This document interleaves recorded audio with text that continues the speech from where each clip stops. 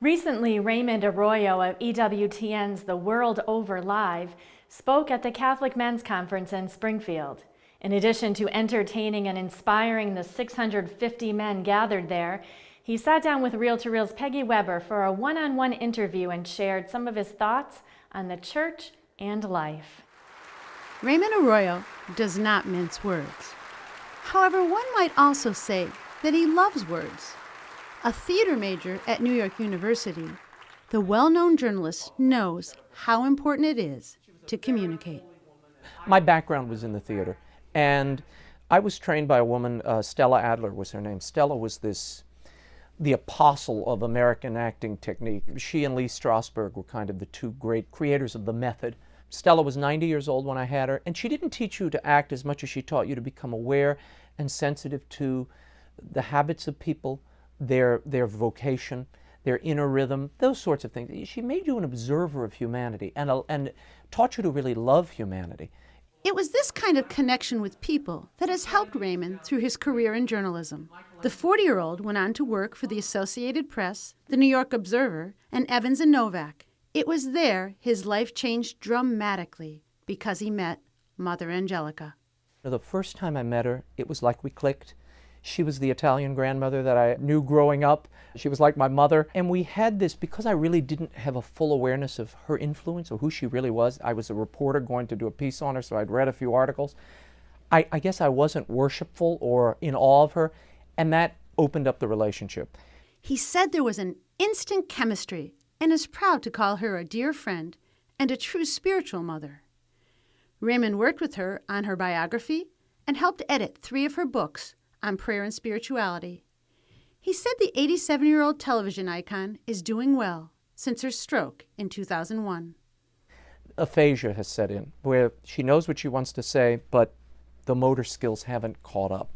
And I think it's a cross for her, for somebody who's been so outspoken, so in charge. But there's a beautiful radiance about her these days, and a resignation, but a joy, a real joy. Raymond also has rubbed elbows with other notables in the Catholic Church and has the only English language interview with then Cardinal Ratzinger, now Pope Benedict XVI. I was surprised and delighted by his sense of humor, his mischievous sense, and his brilliance. Raymond and his wife have 3 young children. He delighted the conference with his stories and his enthusiastic advice. Now, some might say, wait a minute, what does God want with me? I'm no angel. I'm not a priest. I'm just an average guy here. Well, welcome to the club. What do you think the apostles were? He said several times that men need to take responsibility for their faith and the sharing of it. He said there is an absence of an authentic manly spirituality in the heart of the church.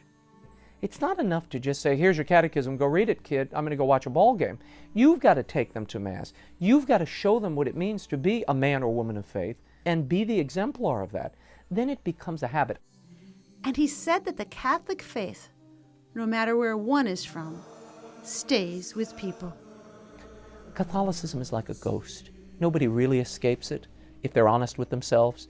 And even those who try spend their lives railing against it. Raymond spends his days reporting on the Catholic Church, and some of the news is troubling and discouraging. However, he said that he remains optimistic about the Catholic Church. I am very hopeful about the future of the Church because as you look at these burgeoning religious orders, the Nashville Dominicans, Mother Angelica's orders, the Father Benedict Rochelle's friars, the renewal, you see young people wanting to live countercultural lives and willing to offer their lives for this great good, this truth. And not only offer their lives, but show the world that they're offering their lives. For Reel to Reel, I'm Peggy Weber. And Raymond Arroyo's ministry continues on EWTN, and he's also just produced a musical, The Birth of Christ, which was shot on location in Dublin, Ireland, and narrated by Liam Neeson.